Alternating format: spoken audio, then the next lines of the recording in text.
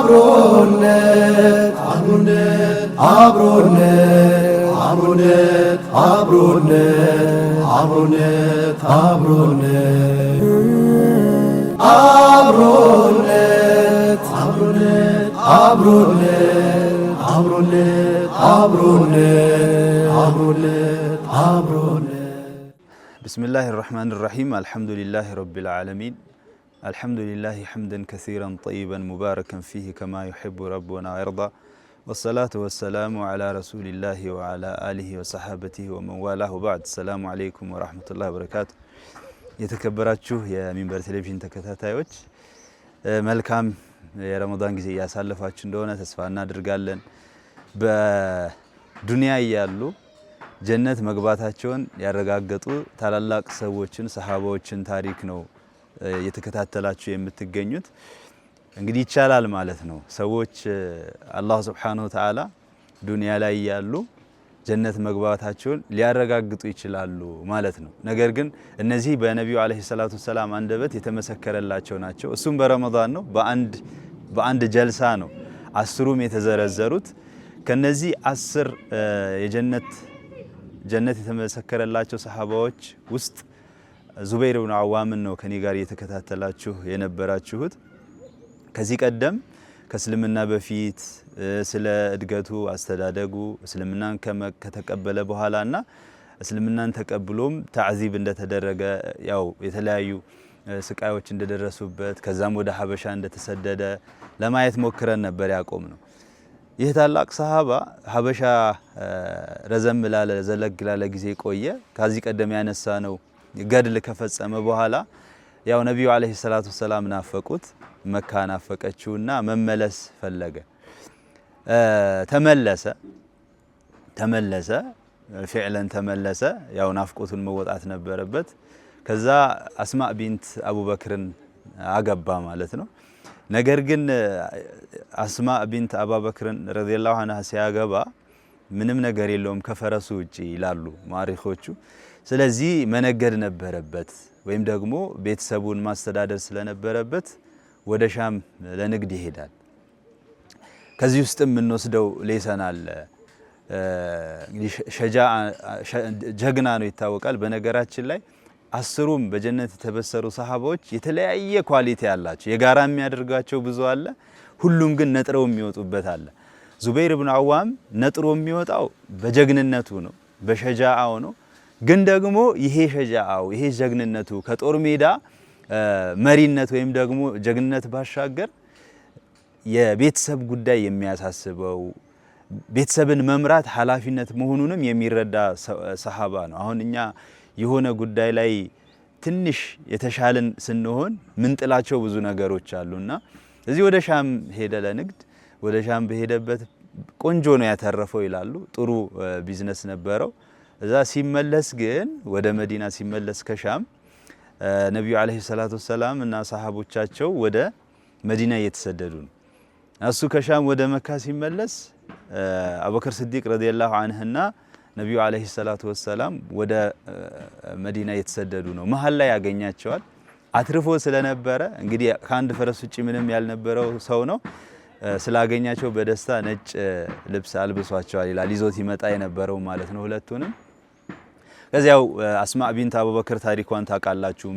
ወደ መዲና በነበረው ስደት ትልቁን ሚና ስትጫወት ነበር። አቡበክር ሲዲቅ ረዲየላሁ ዐንሁና ነብዩ ሰለላሁ ዐለይሂ ወሰለም በሰላም ወደ መዲና እንዲሰደዱ ትልቁን ሚና ስትጫወት ነበር። ስንቅ ስታቀብል ነበረ። ስለዚህ እሷ ቆይታለች ዙበይር ኢብኑ አዋምን እየጠበቀች። ዙበይር ኢብኑ አዋምም መካ መጣ። አስማእ ቢንት አቡበክርን ይዞ ወደ መዲና ተሰደደ ማለት ነው። ይህ የሚያሳየው ዙበይር ረዲየላሁ ዐንሁ ከነብዩ አለይሂ ሰላቱ ሰላም ጋራ አንድም ቀን አለመለያየቱን። ወደ መዲና ተሰደደ። ያው ከመዲና ትንሽ ከቆዩ በኋላ ታስታውሳላችሁ ያልተጠበቀው ታላቁ የበድር ዘመቻ ተከሰተ። እዚህ የበድር ዘመቻ ላይ የተለየ ሚና ነበረው ዙበይር ረዲየላሁ ዐንሁ። ያ ሚና ምንድነው? እንግዲህ ታስቦበት የተወጣ ጦርነት አይደለም። ታውቃላችሁ ሙስሊሞቹ 313 ብቻ ናቸው። ሙሽሪኮቹ በ3 በ4 እጥፍ ይበልጧቸዋል። የነበራቸው ሁለት ፈረስ ብቻ ነው። ከሁለቱ ፈረሰኞች አንደኛው ዙበይር ኢብኑ አዋም ብቻ ነበረ ማለት ዙበይር ኢብኑ አዋም ፈረሰኛ ነው፣ ጀግና ነው፣ ይታወቃል። ሌላ ለየት የሚያደርገው በዚህ ጦርነት ውስጥ የነብዩ አለይሂ ሰላቱ ወሰላም ምን ይላሉ? ነዘለቲል መላኢከቱ ፊ ሲማኢ ዙበይር ኢብኑ አዋም አሉ። መላኢካዎች ወረዱ። እንግዲህ ለድጋፍ ወርደው ነበር ታስታውሳላችሁ ታሪኩንና የወረዱት በዙበይር ኢብኑ አዋም ገጽታ ነበር። አማይማ ቢጫ አማይማ አለችው እሷን ይለብስ ነበርና ጦርነቱ ላይ ሁሉም መላኢካዎች የወረዱት በሱ ምስል ነው ይላሉ። ይሄ ምን አይነት ሸረፍ ነው? ምን አይነት ክብር ቢሆን ነው? ከነበሩት ሰሃባዎች ትላልቅ ኪባር አሰሃባ ውስጥ ነው ያለው። መላኢካዎች ግን በሱ ገጽታ ነበር የወረዱት እሱን መስለው ማለት ነው። ይሄ የተለየ ክብር ያጎናጽፈዋል ማለት ነው። እዛው ጦርነት ላይ አንድ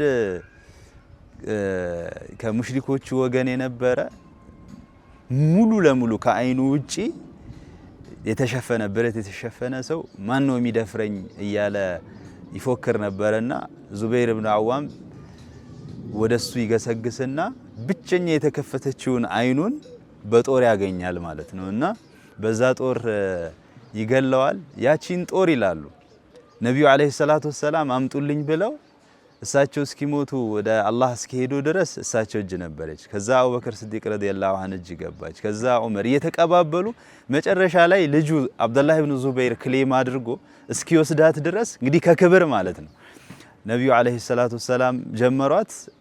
ራሱ ቤት ተመልሳ እስክትገባ ወይም ልጁ ቤት ተመልሳ እስክትገባ ድረስ በክብር ትቀመጥ ነበረ ይላሉ። ይሄ ምን ያህል ጀግና እንደነበረ ያሳያል። ድፍረቱን፣ ጀግንነቱን፣ ሸጃአውን ሐታ ሰውነቱ ራሱ ቁመናው እንዲሁ ምንድነው የምንለው በተለምዶ ዌል ስትራክቸርድ የነበረ ጠንካራ የነበረ ሰውነት እንደነበረው ይነገራል። እንግዲህ ይሄ በድር ላይ በነበረው ክስተት የነበረው ሮል ሚና ነው። ከሌሎች ሰሃባዎች ለየት የሚያደርገው ነው። ሙሽሪኮቹ ታስታውሳላችሁ የበድር ዘመቻ ሽንፈት እንቅልፍ ነስቷቸዋል፣ ራስ ምታት ሆኖባቸዋልና በጣም ትላልቆቹ ሰናኒዶቻቸው ሞተዋል በዛ ጦርነት። ስለዚህ መበቀል ይፈልጉ ነበርና ከአንድ አመት በኋላ እንግዲህ ሁለተኛው የታላቁ ዘመቻ የኡሁድ ጦርነት ተከሰተ ወይም ደግሞ ሆነ ማለት ነው።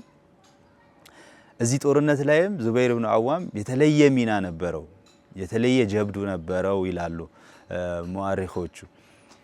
እንግዲህ አቡ ሱፊያን ረዲየላሁ ዐንሁ ከመስለሙ በፊት ይህንን ጦር እየመራ ወደ ኡሁድ ወደ መዲና ይመጣሉ። ኡሁድ ላይ ዘመቻው ይደረጋል። እንግዲህ የኡሁድን ያው አሳማሚ ታሪክ ታውቁታላችሁ። ነብዩ አለይሂ ሰላቱ ወሰላም 50 ቀስተኞችን ጀበል ሩማት ላይ ከዛ እንዳይንቀሳቀሱ ትእዛዝ ሰጥተው ወደ ጦርነት ገብተው ነበርና ያው ሰሃባዎቹ ሙስሊሞቹ ማሸነፋቸውን ሲያዩ ወደ ገኒማ ወይም ምርኮ ፍለጋ የነብዩ ሰለላሁ ዐለይሂ ወሰለም ትእዛዝ ጥሰው ወርደው ነበርና በዛ ሂደት ታላቁ ሰሃባ ረዲየላሁ ዐንሁ ሐምዛ ኢብኑ አብዱል ሙጠሊብን ጨምሮ ሌሎች ትልልቅ ሰሃባዎች ሸሂድ የሆኑበት ነው። በዛ ክስተት ሁሉም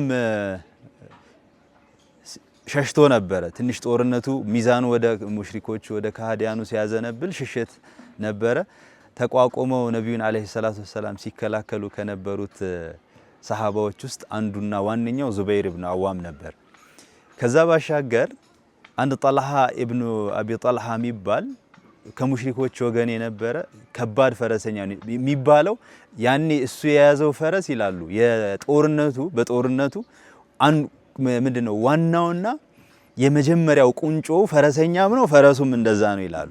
በጣም ከባድ ግዙፍ ሂውጅ ጃያንት የሆነ ሰው ነው ሰውየው እና ሙባረዛ ይጠይቃል። ሙባረዛ ማለት የአንድ ለአንድ ግጥሚያ ማለት ነው። እስኪ ማን ነው እኔን ሙባረዛ የሚያደርገኝ ብሎ ይጠይቃል።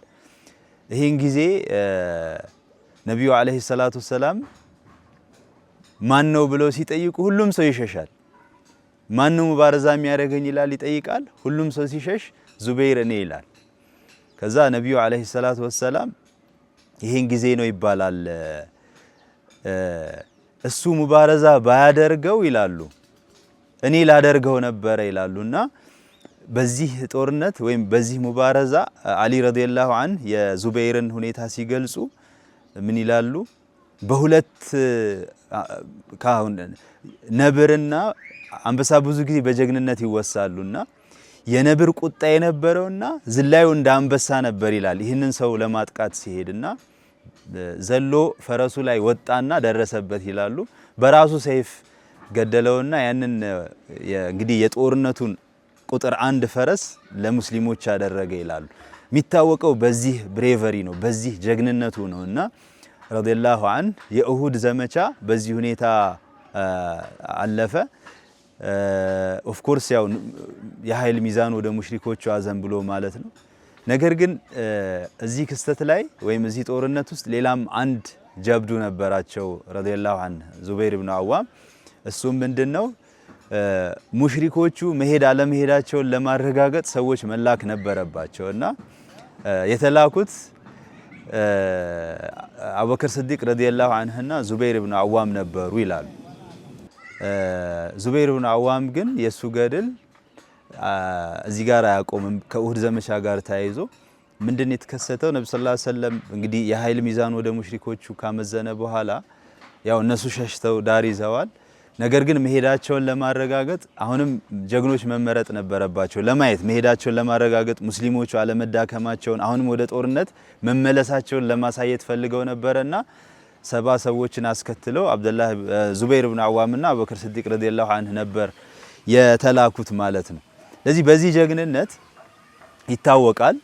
ኡሁድ ላይ በነበረው ገድል በተለይ ነብዩ አለይሂ ሰላቱ ወሰላምን ለመከላከል ከነበሩት ዋነኛ ወይም ደግሞ ቁንጮ ተጋፋጮች ውስጥ ነበረ ማለት ነው ረዲየላሁ ዐንሁ። እንግዲህ ሌሎች የጀግንነት ውሎቹን የጀግንነት መዋቂፎቹን ኢንሻአላህ በቀጣይ ፕሮግራም ለማየት እንሞክራለን። እስከዛው አሁንም መልካም የኢባዳ ጊዜ ይሁንላችሁ ዘንድ ምኞቴ ነው። ሰላሙ አለይኩም ወራህመቱላሂ ወበረካቱ። አብሮነት አብሮነት አብሮነት አብሮነት አብሮነት አብሮነት አብሮነት